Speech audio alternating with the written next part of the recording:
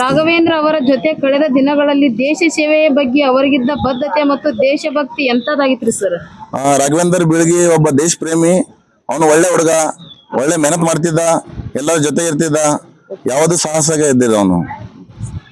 Sir, ಅವರು ಕರ್ತವ್ಯಕ್ಕೆ ಹಾಜರಾಗುವಾಗ ಅಥವಾ ಗಡಿಯಲ್ಲಿ ಕಠಿಣ ಪರಿಸ್ಥಿತಿಯನ್ನು ಎದುರಿಸುವಾಗ ಅವರಲ್ಲಿದ್ದ ಧೈರ್ಯ ಮತ್ತು ಉತ್ಸಾಹ ಹೇಗಿರ್ತದೆ ಸರ್? ತುಂಬಾ ಒಳ್ಳೇದಾಗಿತ್ತು ಅವ್ರದ್ದು. ತುಂಬಾ ಜೋಶ್ ಇತ್ತು ಅವರಲ್ಲಿ. ಅವ್ರ ಯಂಗ್ ಸ್ಟಾರ್ ಅಂತ ಜೋಶ್ ಅವರಲ್ಲಿ ಇತ್ತು. ಸರ್, ಕೊನೆಯ ಬಾರಿ ನೀವು ಅವರೊಂದಿಗೆ ಮಾತನಾಡಿದಾಗ ಅಥವಾ ಕಾರ್ಯಾಚರಣೆಯಲ್ಲಿದ್ದಾಗ ಅವರ ದೇಶದ ಬಗ್ಗೆ ಅಥವಾ ತಮ್ಮ ಜವಾಬ್ದಾರಿಯ ಬಗ್ಗೆ ಏನ್ ಹೇಳ್ತಿದ್ರಿ ಸರ್? ನಿಮ್ಗೆ ದೇಶ ಪ್ರೇಮಿ ಬಗ್ಗೆ ಹೆಚ್ಚಾಗಿ ಅವನಿಗೆ ಗೌರವ ಇತ್ತು. ದೇಶದ ಬಗ್ಗೆ ಯಾವಾಗಲೂ ಕಠಿಣ ಪರಿಸ್ಥಿತಿ ಬಂದ್ರು, ಯಾವುದೇ ಆಪರೇಷನ್ ಇದ್ರು ನಾನು ಮುನ್ನಡೆ ನಡ್ತೀನಿ ಸರ್, ನಾನು ನಿಮ್ ಜೊತೆ ಬರ್ತೀನಿ ಅಂತ ಹೇಳ್ತಿದ್ದ. ಒಬ್ಬ ಸಹ ಉದ್ಯೋಗಿಯಾಗಿ ಮತ್ತು ಸ್ನೇಹಿತನಾಗಿ ರಾಘವೇಂದ್ರ ಅವರ ತಮ್ಮ ತಂಡದವರೊಂದಿಗೆ ಹೇಗೆ ನಡೆದುಕೊಳ್ತಿದ್ರು ಸರ್? ಅವರ ಸ್ವಭಾವ ಎಂತದಾಗಿತ್ತು ಸರ್? ಫ್ರೆಂಡ್ಲಿ ಆಗಿರ್ತಿದ್ದ, ಎಲ್ಲರ ಜೊತೆಗೆ ಸೀನಿಯರ್ ಜೂನಿಯರ್ಟಿನೇ ಏಕದಮ್ ಇದು ಫ್ರೀ ಆಗಿರ್ತಿದ್ದ. ಸರ್, ಕ್ಯಾಂಪ್ನಲ್ಲಿ ಸೇನಾ ಶಿಬಿರದಲ್ಲಿ ನಿಮ್ಮೊಂದಿಗೆ ಅವರು ಹಂಚಿಕೊಳ್ಳುತ್ತಿದ್ದ ಸಂತೋಷ ಅಥವಾ ಮರೆಯಲಾಗದ ಕ್ಷಣ ಯಾವುದು ಸರ್? ಅವನು ಲಾಸ್ಟ್ ಆಗಿ ಹೇಳ್ತಿದ್ದ, ಮದುವೆಗೆ ಎಲ್ಲರೂ ಬರ್ಬೇಕು ಸರ್, ನಮ್ಮ ಫ್ರೆಂಡ್ಸ್ ಎಲ್ಲ ಬರ್ಬೇಕು ಅಂತ. ಆತರ ಅವನು ಇದು ಮಾಡ್ತಿದ್ದ, ನಮ್ಗೆ ಕರೆ ಮಾಡ್ತಿದ್ದ. ಸರ್, ಸಂಕಟದ ಸಮಯದಲ್ಲಿ ಅಥವಾ ಒತ್ತಡದ ಸಂದರ್ಭಗಳಲ್ಲಿ ಅವರು ತಮ್ಮ ಸಹ ಯೋಧರಿಗೆ ಹೇಗೆ ಧೈರ್ಯ ತುಂಬ್ತಿದ್ರು ಸರ್? ಖುದ್ ನಾನೇ ಓಡುವಾಗ 5 ಕಿಲೋಮೀಟರ್ ರನ್ ಮಾಡ್ಬೇಕಾಗತ್ತೆ, ನನಗಿಂತ ಸ್ಪೀಡ್ ಓಡ್ತಿದ್ದ ಅವನು. ರಸ್ತೆಯಲ್ಲಿ ಬರುವಾಗ ಹೇಳ್ತಿದ್ದ, ಸರ್ ಪ್ಲೀಸ್ ಕಮ್ ಕಮ್, ಆತರ ಕಮಾಂಡ್ ಅಂತ ಹೇಳ್ತಿದ್ದ ನನ್ಗೆ. ಆತರ ಅವನಲ್ಲಿ ಜೋಶ್ ಇರ್ತಿತ್ತು. ಸರ್, ಅವರು ವೀರಮರಣ ಹೊಂದಿದ ಆ ದಿನದ ಘಟನೆ ಅಥವಾ ಕಾರ್ಯಾಚರಣೆಯ ಸಂದರ್ಭ ಹೇಗಿತ್ತು? ಅವ್ರ ಧೈರ್ಯದ ಹೋರಾಟದ ಬಗ್ಗೆ ವಿವರಿಸಬಹುದು ಸರ್? ಲಾಸ್ಟ್ ಟೈಮ್ ತನಕ ಅವನು ಸಾಯೋದಕ್ಕಿಂತ ಮೊದಲು ಮಾತಾಡಿದ್ದ, ಆವಾಗ ಧೈರ್ಯವಾಗಿ ಮಾತಾಡ್ತಿದ್ದ. ಆತರ ಅವನಿಗೆ ಸಾಯ್ತೀನೋ ಏನು ಗ್ಯಾರಂಟಿ ಇರ್ಲಿಲ್ಲ, ಆದ್ರೂ ಅವನು ಧೈರ್ಯವಾಗಿರ್ತಿದ್ದ. ನನ್ಗೇನಾಗಲ್ಲ ಸರ್, ನಾನು ಹೋಗ್ತಾ ಇದ್ದೀನಿ ಹಾಸ್ಪಿಟಲ್ ಅಲ್ಲಿ, ನಾನು ಚೆನ್ನಾಗಿರ್ತೀನಿ ಅಂತ ಹೇಳಿದ. ಸರ್, ದೇಶಕ್ಕಾಗಿ ಪ್ರಾಣ ತ್ಯಾಗ ಮಾಡುವ ಆ ಕೊನೆಯ ಕ್ಷಣದಲ್ಲೂ ಅವರು ತೋರಿಸಿದ ವೀರತ್ವ ಎಂತದ್ದು ಸರ್? ಆಕ್ರಿದ್ದಮ್ಮ ಅವ್ರು ಆಕ್ರಿ ಗೋಲಿ ತಕ್ಕ ಲಡ್ತಾ ಇರೋಣ, ಆತರ ಅವನು ಇದು ಇರ್ತಿತ್ತು, ಅವನಲ್ಲಿ ಯಾವಾಗ್ಲೂ ಜೋಶ್ ಇರ್ತಿತ್ತು. ಇದು ಏನು ಅವನಿಗೆ ಆರಾಮ್ ತಪ್ಪಿದ್ರು ಆರಾಮ್ ಇದ್ದೀನಂತ ತೋರಿಸ್ತಿದ್ದ, ಆತರ ಇದ್ದವನು. ಸರ್, ತಮ್ಮ ಕುಟುಂಬದ ಬಗ್ಗೆ ಅಥವಾ ಮಕ್ಕಳ ಭವಿಷ್ಯದ ಬಗ್ಗೆ ಅವರು ನಿಮ್ಮೊಂದಿಗೆ ಏನಾದ್ರೂ ಕನಸುಗಳು ಹಂಚಿಕೊಂಡಿದ್ರು ಸರ್? ತಮ್ಮ ತಾಯಿ ಮತ್ತು ತನ್ನ ತಂದೆ ಬಗ್ಗೆ ತುಂಬಾ ಇದು ಮಾಡ್ತಿದ್ದ, ಅವನು ಚಿಂತೆ ಮಾಡ್ತಿದ್ದ. ಅಂದ್ರೆ ಅವರು ಒಬ್ಬರೇ ಇದ್ದಾರೆ ಊರಲ್ಲಿ, ತುಂಬಾ ಕಷ್ಟ ಮಾಡ್ತಾರೆ. ನಾನ್ ಶೂಟಿಗೆ ಹೋಗ್ಬೇಕು ಅನ್ನೋದು ಇರ್ತಿತ್ತು ಅವನಿಗೆ, ಮನೆಗೆ ಬರ್ಬೇಕು, ಶೂಟಿಗೆ ಬಂದು ಅವ್ರಿಗೆ ಏನೋ ಹೆಲ್ಪ್ ಮಾಡ್ಬೇಕು, ಆತರ ಇದು ಇರ್ತಿತ್ತು. ಸರ್, ರಜೆಗೆ ಊರಿಗೆ ಹೋಗುವಾಗ ಅಥವಾ ಮರಳಿ ಬರುವಾಗ ಕುಟುಂಬದ ಬಗ್ಗೆ ಅವರು ಕೊಡುತ್ತಿದ್ದ ಕಾಳಜಿ ಎಂತದಾಗಿತ್ರಿ ಸರ್? ಕಾಳಜಿ ತುಂಬಾ ಚೆನ್ನಾಗಿತ್ತು. ಮನೆಯವ್ರ ಮೇಲೆ ತುಂಬಾ ಹಂಬಲ್ ಇತ್ತು ಅವನಿಗೆ. ಫ್ರೆಂಡ್ಸ್, ತಾಯಿ, ತಂದೆ, ತನ್ನ ಇದು ಸಹ ಕುಟುಂಬದ ಬಗ್ಗೆ ತುಂಬಾ ಯೋಚನೆ ಮಾಡ್ತಿದ್ರು ಅವರು. ಸರ್, ರಾಘವೇಂದ್ರ ಅವರ ಈ ಬಲಿದಾನದಿಂದ ಇಂದಿನ ಯುವ ಪೀಳಿಗೆಗೆ ಮತ್ತು ಸಮಾಜ ಏನು ಕಲಿಯಬೇಕು ಎಂದು ನೀವು ಬಯಸ್ತೀರಿ ಸರ್? ಜೋಶ್ ಇರ್ಬೇಕು. ದೇಶಕ್ಕಾಗಿ ತನ್ನ ಪ್ರಾಣನೇ ಇದು ಮುಡುಪಾಗಿಟ್ಟಿದ್ದಾನ ಅವನು. ಆತರ ಪ್ರೇರಿತ ಆಗಬೇಕು, ಯಂಗ್ ಸ್ಟಾರ್ಗಳಿಗೆ ಗೊತ್ತಾಗಬೇಕು, ದೇಶಕ್ಕಾಗಿ ಅವನು ತೀರ್ಕೊಂಡಿದ್ದ ಅಂದ್ರೆ ಅವನಿಗೆ ಎಂತ ಸನ್ಮಾನ ಸಿಕ್ತು ಅನ್ನೋದು ನಮ್ಮ ಯುವ ಪೀಳಿಗೆಗಳಿಗೆ ಒಂದು ಉದಾಹರಣೆ ಆಗಿರ್ಬೇಕು. ಸರ್, ಅವರೊಟ್ಟಿಗೆ ಸೇವೆ ಸಲ್ಲಿಸಿದ ಹೆಮ್ಮೆಯ ಯೋಧರಾಗಿ ನೀವು ರಾಘವೇಂದ್ರ ಅವರಿಗೆ ಯಾವ ರೀತಿ ಗೌರವ ಸಲ್ಲಿಸಲು ಇಷ್ಟಪಡ್ತೀರಿ ಸರ್? ನಾವು ನಮ್ಮ ಹೆಗಲ್ಮಿಕ್ಕಿಂತ ಮೇಲೆ ಅವನು ಸಲ್ಯೂಟ್ ಹೊಡಿಯುವಂತ ನಮ್ದು ಇದು ಆಗತ್ತೆ. ಆತರ ಅವನು ಕಾರ್ಯ ಮಾಡಿದ್ದಾನೆ ನಮ್ಮಲ್ಲಿ. ಸರ್, ತಮ್ಮ ಹೆಸರು ಸರ್? ಹವಲ್ದಾರ್ DS ಸಂತೋಷ್ ರಾಠೋಡ್, 27 ವೈರಕ್ಷಾ ರೆಜಿಮೆಂಟ್, ಊರು sir? Bijapur. Same unit sir, 20 ನೋಡಿ. ಈಗ ಫಿಲಹಾಲ್ ನಮ್ದು ರಾಜಸ್ಥಾನ್ ಬಿಕಾನೇರ್ ಅಲ್ಲಿ ಇದೆ ಸರ್. ನಮ್ಮ ನೆಲದ ಹೆಮ್ಮೆಯ ವೀರ ಯೋಧರ ದೇಶಕ್ಕಾಗಿ ಪ್ರಾಣ ಮುಡುಪಾಗಿಟ್ಟು ವೀರಮರಣ ಅರ್ಪಿಸಿದ್ದಾರೆ. ಈ ಯೋಧರ ಸರ್ವೋಚ್ಚ ತ್ಯಾಗದ ಬಗ್ಗೆ ನಿಮ್ಮ ವೈಯಕ್ತಿಕ ಭಾವನೆಗಳೇನು ಸರ್? ಈಗ ಯೋಧರ ಬಗ್ಗೆ ಏನು ಹೇಳಿದ್ರು ಕಡಿಮೆ, ಯಾಕಂದ್ರೆ ಇಡೀ ದೇಶದ ಅತ್ಯಂತ ಗೌರವ ಹೆಚ್ಚಿಸುವ ಒಬ್ಬ ಯೋಧರು ಕಕ್ಕೋಡು ಗ್ರಾಮದಲ್ಲಿ ಒಂದು ಆಕಸ್ಮಿಕವಾಗಿ ತೀರ್ಕೊಂಡಿದ್ದು ಬಹಳಷ್ಟು ಆಘಾತವನ್ನು ಉಂಟು ಮಾಡಿದೆ. ಅವರ ಆತ್ಮಕ್ಕೆ ಶಾಂತಿ ಸಿಗಲಿ, ಅವರ ಕುಟುಂಬಕ್ಕೆ ದುಃಖ ಭರಿಸುವಂಥದ್ದು ಶಕ್ತಿ ದೇವರು ನೀಡಲಿ. ಅವರ ಕುಟುಂಬದ ದುಃಖದಲ್ಲಿ ಕೂಡ ನಾವು ಭಾಗಿಯಿರ್ತೇವೆ ಅಂತೇಳಿ ಈ ಸಂದರ್ಭದಲ್ಲಿ ಹೇಳಲು ಬಯಸ್ತೇನೆ. ಇವರ ಹೆಸರಿನಲ್ಲಿ ಸ್ಮಾರಕ ರಸ್ತೆ ಅಥವಾ ಪ್ರವೇಶ ದ್ವಾರ ನಿರ್ಮಿಸುವಂತ ಯಾವುದೇ ಯೋಜನೆಗಳನ್ನು ಕೈಗೊಳ್ಳಲು ನೀವು ಸರ್ಕಾರದ ಗಮನ ಸೆಳೆಯುತ್ತೀರಿ ಸರ್? ಖಂಡಿತವಾಗಿ, ಯಾಕಂದ್ರೆ ಯೋಧರು ಒಂದು ಅಂತಿಮ ಒಂದು ಯಾತ್ರೆ ಆಗಿದ ನಂತರ ಅವರ ಒಂದು ಸ್ಮರಣೆ ಬೇಕಾಗತ್ತೆ.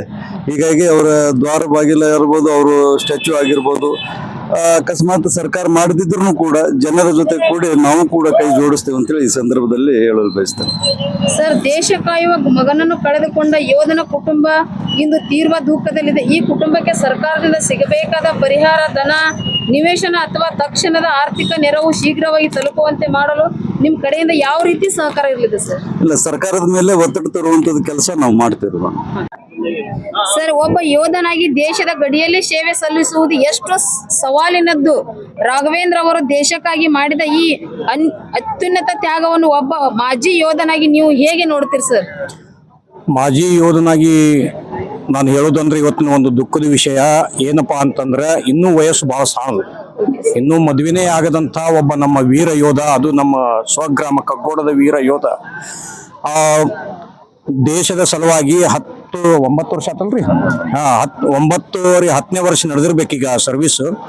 ದೇಶದ ಸಲುವಾಗಿ ಯಾವಾಗಲೂ ಮುಂಚೂಣಿಯಲ್ಲಿ ನಿಂತು ದೇಶದ ಗಡಿ ಕಾಯ್ದು ಅಗ್ದಿ ಎದೆ ಶಟಿಸಿ ನಿಂತು ಶತ್ರುಗಳಿಗೆ ಸಿಂಹ ಸ್ವಪ್ನವಾಗಿದ್ದ ಭಯೋತ್ಪಾದಕರ ಗುಂಡಿಗೂ ಸಹ ಬಗ್ಗದ ಈ ನಮ್ಮ ವೀರ ಯೋಧ ಒಂದು ಅನಾರೋಗ್ಯದಿಂದ ಮೃತಪಟ್ಟಿರುವುದು ಹಾಗೂ ಸ್ವರ್ಗವಾಸವಾಗಿರುವುದು ನಮಗೆ ತುಂಬಾ ದುಃಖದ ವಿಷಯವಾಗಿದೆ.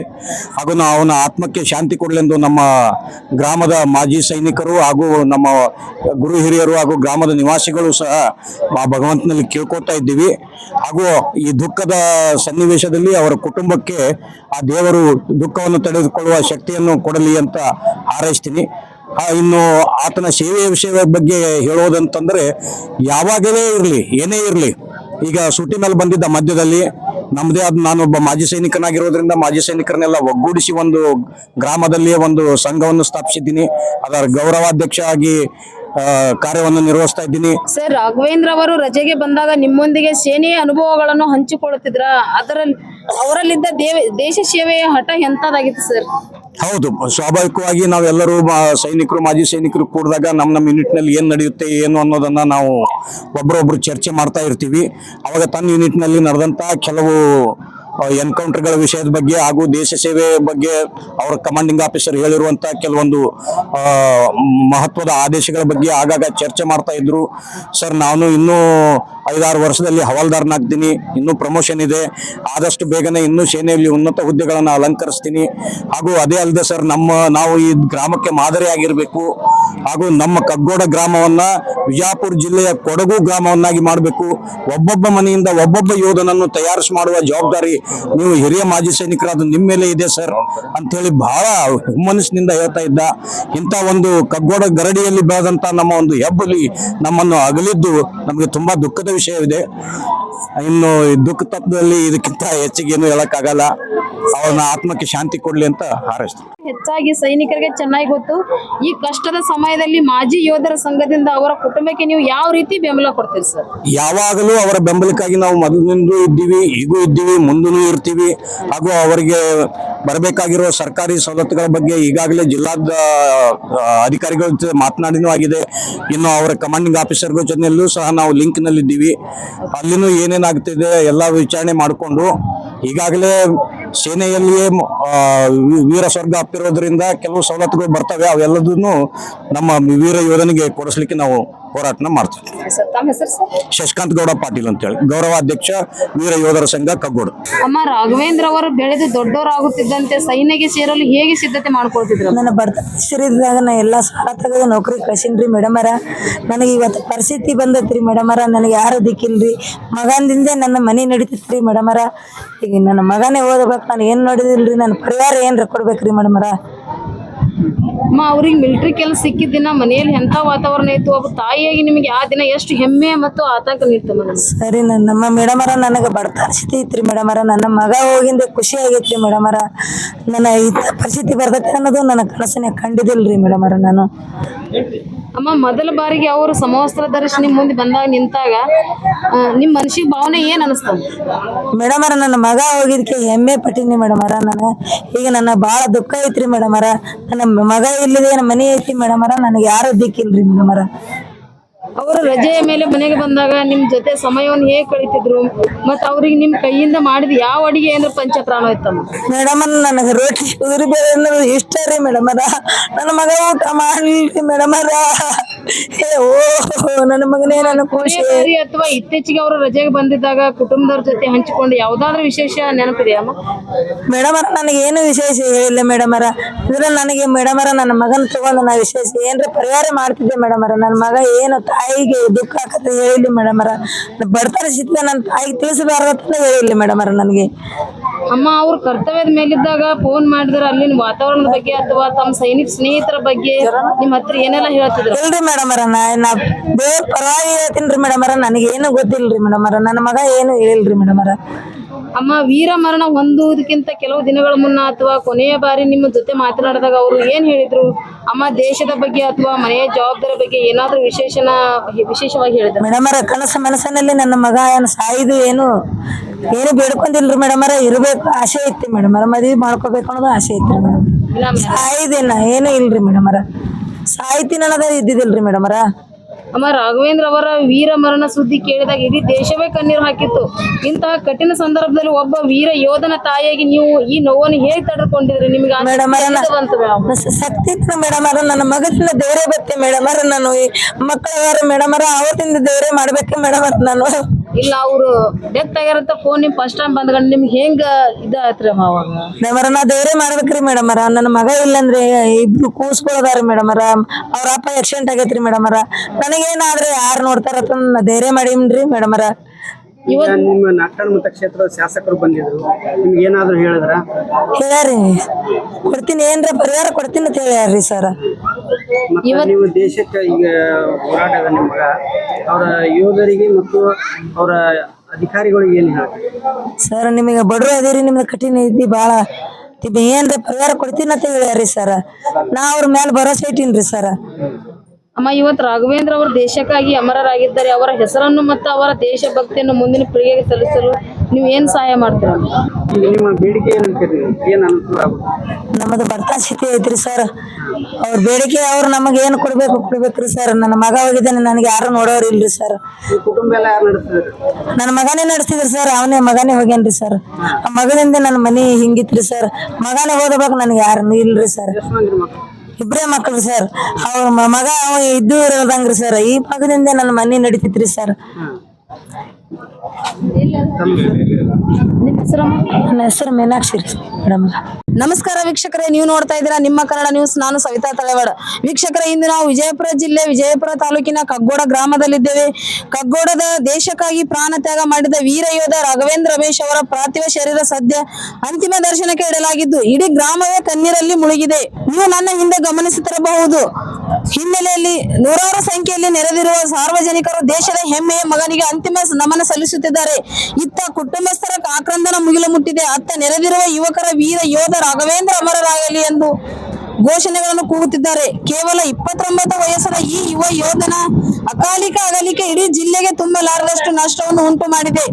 ಕೆಲವೇ ಕ್ಷಣಗಳಲ್ಲಿ ಸಕಲ ಸರ್ಕಾರಿ ಹಾಗೂ ಮಿಲಿಟರಿ ಗೌರವಗಳೊಂದಿಗೆ ಇವರ ಅಂತ್ಯಕ್ರಿಯೆ ನೆರವೇರಲಿದೆ. ಮುಡಿಪಾಗಿಟ್ಟ ವೀರ ಯೋಧನಿಗೆ ಕಣ್ಣೀರಿನ ನಮನ ಸಲ್ಲಿಸಲು ಹರಿದು ಬಂದಿರುವ ದೇಶಭಕ್ತ ಸಾಗರ. ಹೌದು, ವೀರ ಯೋಧನ ಅಂತಿಮ ಸಂಸ್ಕಾರ ದರ್ಶನಕ್ಕಾಗಿ ಸಾವಿರಾರು ಜನ ಇಲ್ಲಿ ನೆರೆದಿದ್ದಾರೆ. ಪ್ರತಿಯೊಬ್ಬರ ಕಣ್ಣುಗಳು ತೇವವಾಗಿವೆ. ಇಡೀ ಗ್ರಾಮವೇ ಕಂಬನಿ ಮಿಡಿಯುತ್ತಿದೆ. ನೀವಿಲ್ಲಿ ನೇರ ದೃಶ್ಯಗಳಲ್ಲಿ ಗಮನಿಸಬಹುದು. ಸುಡುತ್ತಿರುವ ಬಿಸಿಲಿನಲ್ಲೂ ಲೆಕ್ಕಿಸದೆ ನೂರಾರು ಜನ ಅಂತಿಮ ದರ್ಶನ ಪಡೆಯಲು ಸಾಲಾಗಿ ನಿಂತಿದ್ದಾರೆ. ಮುಂಭಾಗದಲ್ಲಿ ವಿಶೇಷವಾಗಿ ಹಾಕಲಾಗಿರುವ ಕೇಸರಿ ಮತ್ತು ಹಳದಿ ಬಣ್ಣದ ಪೆಂಡಾಲನ ಅಡಿಯಲ್ಲಿ ಯೋಧನ ಪಾರ್ಥಿವ ಶರೀರವನ್ನು ಇಡಲಾಗಿದ್ದು ಅಂತಿಮ ವಿಧಿವಿಧಾನಗಳು ನಡೆಯುತ್ತಿವೆ. ಸುತ್ತಮುತ್ತಲಿನ 10 ಹಳ್ಳಿಗಳಿಂದ ವೃದ್ಧರು, ಮಹಿಳೆಯರು, ಯುವಕರು ಎಂಬ ಭೇದವಿಲ್ಲದೆ ಎಲ್ಲರೂ ಸಾಲಿನಲ್ಲಿ ಬಂದು ಶ್ರದ್ಧಾಂಜಲಿ ಅರ್ಪಿಸುತ್ತಿದ್ದಾರೆ. ಇಲ್ಲಿ ನೆರೆದಿರುವ ಜನರ ಮುಖಗಳನ್ನು ಒಮ್ಮೆ ಗಮನಿಸಿ. ದೇಶ ಕಾಯುವ ವೀರನನ್ನು ಕಳೆದುಕೊಂಡ ಆಕ್ರಂದನ ಪ್ರತಿಯೊಬ್ಬರ ಮುಖದಲ್ಲೂ ಎದ್ದು ಕಾಣುತ್ತಿದೆ. ಅದರಲ್ಲೂ ವಿಶೇಷವಾಗಿ ತಮ್ಮ ನೆಚ್ಚಿನ ಒಡನಾಡಿ ದೇಶದ ಗಡಿಯಲ್ಲಿ ಜೊತೆಯಾಗಿ ನಿಲ್ಲುತ್ತಿದ್ದ ಸಹಯೋದ್ಯೋಗಿ ಯೋಧರು ತೀವ್ರ ಭಾವುಕರಾಗಿದ್ದಾರೆ. ಗಟ್ಟಿ ಗುಂಡಿಗೆ ಯೋಧರ ಕಣ್ಣುಗಳಿಂದಲೂ ಕಣ್ಣೀರು ಧಾರಾಕಾರವಾಗಿ ಹರಿಯುತ್ತಿದೆ. ಕಣ್ಣೀರು ಹಾಕುತ್ತಲೇ ತಮ್ಮ ವೀರ ಸಹೋದ್ಯೋಗಿ ಸಲ್ಯೂಟ್ ಹೊಡೆದು ಅಂತಿಮ ದರ್ಶನ ಪಡೆಯುತ್ತಿರುವ ದೃಶ್ಯ ಇಲ್ಲಿ ನೆರೆದಿರುವ ಪ್ರತಿಯೊಬ್ಬರ ಕಣ್ಣಂಚನ್ನು ಒದ್ದೆಯಾಗುತ್ತಿರುವೆ. ಭಾರತ ಮಾತೆಯ ಹೆಮ್ಮೆಯ ಪುತ್ರ ಇನ್ನು ನೆನಪು ಮಾತ್ರ, ಆದರೆ ಅವರು ದೇಶಕ್ಕಾಗಿ ಮಾಡಿದ ತ್ಯಾಗ ಎಂದಿಗೂ ಅಮರ. ಇಡೀ ಪರಿಸರದಲ್ಲಿ ಈಗ ವೀರ ಯೋಧ ಅಮರರಾಗಲಿ ಎಂಬ ಘೋಷಣೆಗಳು ಮೊಳಗುತ್ತಿವೆ. ಜನ ಕಣ್ಣೀರಿನ ವಿದಾಯ ಹೇಳುತ್ತಿದ್ದಾರೆ. ಮುಂದಿನ ಅಂತಿಮ ವಿಧಾನಗಳು ಸಂಪೂರ್ಣವಾಗಿ ನಡೆಯುತ್ತಿವೆ. ಇಂದು ಇಡೀ ದೇಶವೇ ಹೆಮ್ಮೆ ಪಡುವ ಮತ್ತು ಅಷ್ಟೇ ಕಣ್ಣೀರಿಡುವ ಕ್ಷಣಕ್ಕೆ ನಾವು ಸಾಕ್ಷಿಯಾಗುತ್ತಿದ್ದೇವೆ. ದೇಶದ ಗಡಿ ಕಾಯುತ್ತಾ ತನ್ನ ಪ್ರಾಣವನ್ನೇ ಅರ್ಪಿಸಿದ ವೀರಪುತ್ರ ನಮ್ಮ ಹೆಮ್ಮೆಯ ಯೋಧ ರಾಘವೇಂದ್ರ ಅವರ ಪಾರ್ಥಿವ ಶರೀರ ಇಂದು ಅವರ ತವರೂರಿಗೆ ತಲುಪಿದೆ. ಸದ್ಯ ನಾನು ಅವರ ಅಂತಿಮ ಸಂಸ್ಕಾರ ನಡೆಯುವ ಸ್ಥಳದಲ್ಲಿದ್ದೇನೆ. ಇಲ್ಲಿನ ವಾತಾವರಣ ಸಂಪೂರ್ಣ ಕಂಬನಿಯಲ್ಲಿ ಮುಳುಗಿದೆ. ನೀವಿಲ್ಲಿ ನೋಡಬಹುದು, ಕೇವಲ ಕುಟುಂಬದವರು ಮಾತ್ರವಲ್ಲ, ಸುತ್ತಮುತ್ತಲಿನ ಸಾವಿರಾರು ಗ್ರಾಮಸ್ಥರು, ದೇಶಭಕ್ತರು ತಮ್ಮ ನೆಚ್ಚಿನ ನಾಯಕ ವೀರ ಯೋಧನಿಗೆ ಅಂತಿಮ ನಮನ ಸಲ್ಲಿಸಲು ನೆರೆದಿದ್ದಾರೆ. ಪ್ರತಿಯೊಬ್ಬರ ಕಣ್ಣಲ್ಲೂ ಕಣ್ಣೀರು ತುಂಬಿದಿರುವ ರಾಘವೇಂದ್ರ ಅವರ ಬಲಿದಾನದ ಬಗ್ಗೆ ಹೆಮ್ಮೆ ಇದೆ. ಭಾರತ್ ಮಾತಾ ಕಿ ಜೈ. ಯೋಧ ರಾಘವೇಂದ್ರ ಅಮರ ಹೇ ಎಂಬ ಘೋಷ ವಾಕ್ಯಗಳು ಇಲ್ಲಿ ವೀರ ಯೋಧನಿಗೆ ಸಕಲ ಸರ್ಕಾರಿ ಹಾಗೂ ಸೈನಿಕ ಗೌರವಗಳೊಂದಿಗೆ ಅಂತಿಮ ವಿದಾಯ ಹೇಳಲು ಸಿದ್ಧತೆಗಳು ನಡೆದಿದೆ. ಸೇನಾ ಅಧಿಕಾರಿಗಳು, ಜನಪ್ರತಿನಿಧಿಗಳು ಹಾಗೂ ಜಿಲ್ಲಾಡಳಿತ ಪ್ರಮುಖರು ಈಗಾಗಲೇ ಸ್ಥಳಕ್ಕೆ ಆಗಮಿಸಿ ಪುಷ್ಪಗುಚ್ಛ ಇಟ್ಟು ಗೌರವ ನಮನ ಸಲ್ಲಿಸುತ್ತಿದ್ದಾರೆ. ಪೊಲೀಸರು ಹಾಗೂ ಸೇನಾ ಸಿಬ್ಬಂದಿಯಿಂದ ಗಾರ್ಡ್ ಆಫ್ ಆನರ್ ನೀಡುವ ಪ್ರತಿಕ್ರಿಯೆ ಪ್ರಸ್ತುತ ನಡೆಯಲಿದೆ. ಹೆತ್ತ ಮಗನನ್ನು ದೇಶಕ್ಕಾಗಿ ಮುಡಿಪಾಗಿಟ್ಟ ರಾಘವೇಂದ್ರ ಅವರ ಹೆತ್ತವರು ಹಾಗೂ ಕುಟುಂಬಸ್ಥರ ಆಕ್ರಂದನ ನೋಡುಗರ ಕರುಳು ಹಿಂಡುವಂತಿದೆ. ಆದರೆ ಈ ದುಃಖದ ನಡುವೆಯೂ ಮಗ ದೇಶದ ರಕ್ಷಣೆಗಾಗಿ ಹುತಾತ್ಮನಾಗಿದ್ದಾನೆ ಎಂಬ ಗೌರವ ಅವರ ಮುಖದಲ್ಲಿ ಕಾಣಿಸುತ್ತಿದೆ. ಇಡೀ ಗ್ರಾಮವೇ ಈ ಕುಟುಂಬದ ಬೆನ್ನಿಗೆ ನಿಂತಿದೆ. ಇನ್ನೇನು ಕೆಲವೇ ಕ್ಷಣಗಳಲ್ಲಿ ಪಂಚಭೂತಗಳಲ್ಲಿ ಯೋಧ ರಾಘವೇಂದ್ರ ಅವರ ಪಾರ್ಥಿವ ಶರೀರ ಲೀನವಾಗಲಿದೆ. ಅವರು ಭೌತಿಕವಾಗಿ ನಮ್ಮನ್ನು ಅಗಲಿದ್ದರೂ ಈ ಮಣ್ಣಿನ ಕನಕನದಲ್ಲಿ ಅವರ ದೇಶ ಪ್ರೇಮ ಅಮರವಾಗಲಿದೆ. ಮತ್ತಷ್ಟು ಸುದ್ದಿಗಾಗಿ ನೋಡ್ತಾ ಇರಿ ನಿಮ್ಮ ಕನ್ನಡ ನ್ಯೂಸ್. ಲೈಕ್ ಮಾಡಿ, ಸಬ್ಸ್ಕ್ರೈಬ್ ಮಾಡಿ, ಶೇರ್ ಮಾಡುವುದು ಮರೆಯಬೇಡಿ.